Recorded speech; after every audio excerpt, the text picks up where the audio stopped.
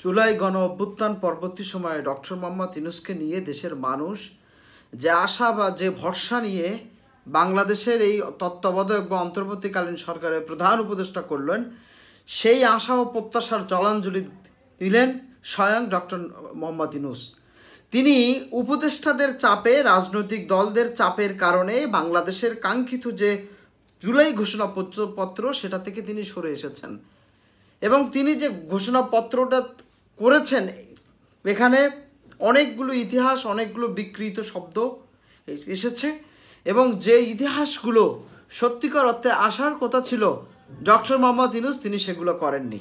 দেখেন, এখানে প্রশ্ন হচ্ছে ডক্টর মোহাম্মদ ইউনূস এখনও পর্যন্ত তিনি যে জুলাই গণ অভ্যুত্থান পরবর্তী সময়ে যে সাহস ও উদ্দীপনা নিয়ে বাংলাদেশের রাজনীতিতে বিশেষ করে একটি টালমাটাল অবস্থায় তিনি রাষ্ট্রকে ধরে রেখেছিলেন, সেই জায়গায় এখন সেই প্রত্যাশার সেই জায়গা অনেকটা এলোমেলো।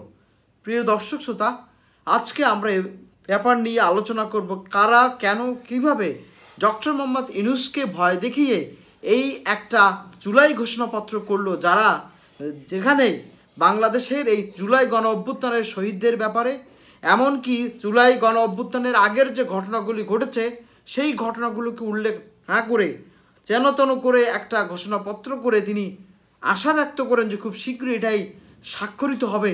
কিন্তু প্রশ্ন হচ্ছে কবে স্বাক্ষরিত হবে।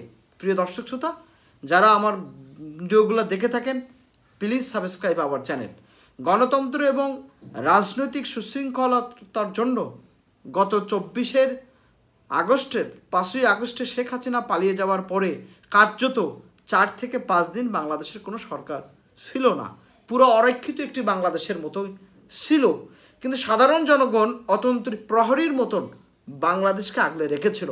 সেই মুহূর্তে বাংলাদেশের জনগণ ডাক দিয়েছিলেন তৎকালীন বাংলাদেশের একজন এলিট এবং আন্তর্জাতিক একজন পরিচিত মুখ ডক্টর মোহাম্মদ ইউনূসকে। ডক্টর মোহাম্মদ ইউনূস তিনি সেই জায়গায় এসে, অর্থাৎ তিনি ফ্রান্স থেকে এসে বাংলাদেশের অন্তর্বর্তীকালীন সরকারের প্রধান উপদেষ্টা হিসাবে বর্তমান রাষ্ট্রপতি এবং বর্তমান এই সংবিধানের ওপরে যে সংবিধান স্বৈরাচার করে গিয়েছিল সেই সংবিধানের ওপরেই শপথ গ্রহণ করেছিলেন। দেশের মানুষ প্রত্যাশা করেছিল এই সংবিধান থেকে দেশের মানুষ অন্ততপক্ষে একটা সুশৃঙ্খল একটা রাজনৈতিক পরিমণ্ডল এবং সংশোধিত গণতন্ত্রের পথে যাবে। কিন্তু বাংলাদেশের মানুষকে হতাশ করে ডক্টর মোহাম্মদ ইউনূস যে গণতন্ত্র প্রতিষ্ঠার নামে, সংস্কার করার নামে একজন কিংস পার্টি তৈরি করলেন। আর এই কিংস পার্টি কারা? এনসিপির মতো একটি গুরুত্বপূর্ণ রাজনৈতিক দল, যারা এই মুহূর্তে মনে করেন যে জুলাই গণ অভ্যুত্থান পরবর্তী সময়ে তাদের যে অবদান, সেই অবদানের তারাই বরং সেই জুলাই গণ অভ্যুত্থানের পরবর্তী 1 বছর পূর্তি উপলক্ষে তারাই ছিলেন না।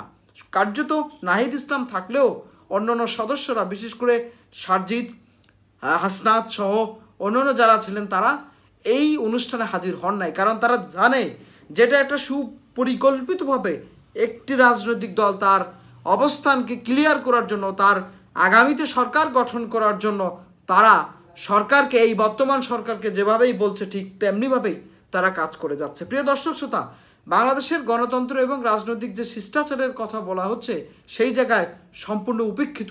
এই সরকার মূলত একটি গণবিপ্লব পরবর্তী সরকার হলেও কার্যত কক্ষে এই সরকার তেমন কোনো ভালো কাজ করতে পারেন নাই। তবে তাদের কিছু ভালো কাজ রয়েছে, যেটার যতটা প্রয়োজন তার থেকে বেশি প্রয়োজন ছিল বাংলাদেশের রাজনৈতিক সংস্কার করা এবং যে ধরনের সংস্কার কমিশন গঠন করা হয়েছে 19টি, সেই 19টি সংস্কার কমিশনের যে দায়িত্ব প্রজ্ঞাপন করার কথা ছিল সেটা থেকে সরকার কিছুটা হলেও একটু আলাদা হয়েছে। দেখেন, বাংলাদেশের অন্যতম রাজনৈতিক শক্তি দল বাংলাদেশ জাতীয়তাবাদী দল বিএনপি, তারা বলছে যে 19টার মধ্যে 10টি সংস্কারে তারা নোট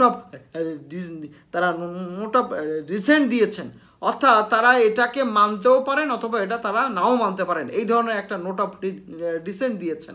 তাহলে ডক্টর মোহাম্মদ ইউনূসকে এখানেই ব্যর্থ হলো যে তার যে রাজনৈতিক শক্তিগুলো তার কাছে আসার কথা ছিল সেই রাজনৈতিক শক্তিগুলোকে তিনি একত্রিত করতে পারেননি।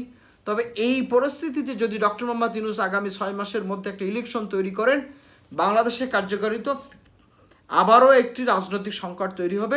ইতিমধ্যে রাজনৈতিক দলগুলো তারা বলেছে যে কার্যকরী সংস্কার না গঠন করে নির্বাচন দেওয়াটা এক ধরনের আত্মঘাতীর মতন। কিন্তু ডক্টর মোহাম্মদ ইউনূস তিনি যদি এই কাজটি করেই থাকেন, বা তিনি যেভাবে বলেছেন যে রমজানের আগে যে তিনি ইলেকশনে আয়োজন করতে চাচ্ছেন, আসলে জনগণ এখানে হতাশ হয়েছে। জনগণ যে উদ্দেশ্য এবং যে আশা ও প্রত্যাশা নিয়ে সরকারের কাছে যে দাবি করেছিল, সেই দাবিকে সম্পূর্ণরূপে জলাঞ্জলি দিলেন ডক্টর মোহাম্মদ ইউনূস।